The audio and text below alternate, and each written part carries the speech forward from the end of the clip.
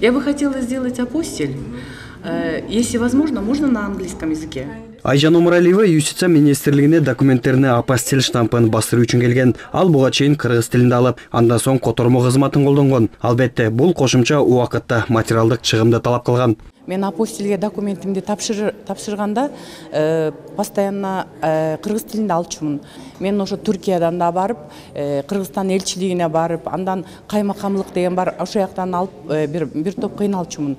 Азыр апостилди бүгүн келсем, англис тилинде жасап беребиз деп айтканынан мага абдан жеңилдик болду.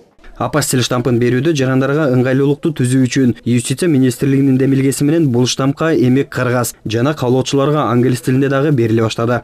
Раньше у нас апостиль заполнялся только на государственном языке. Биз буга чейин апостильди кыргыз тилинде эле берип келгенбиз. Бирок бул документтерди жарандар чет өлкөгө алып кеткендиктен англис тилинде болуусу керектелет. Ошондон улам жарандар кошумча которууга чыгымы кетчи. Мындайча айтканда нааразычылыктар болчу. Бул көйгөйдү чечүү үчүн биз эми англис тилинде бере баштадык.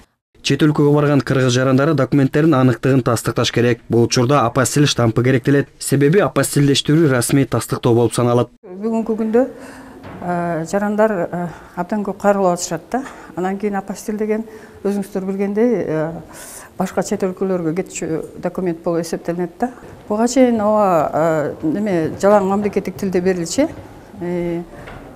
Азыркы мезгилде ошо англис тилинде жарандарга кандай керек болсо ошондой кылып атабыз да.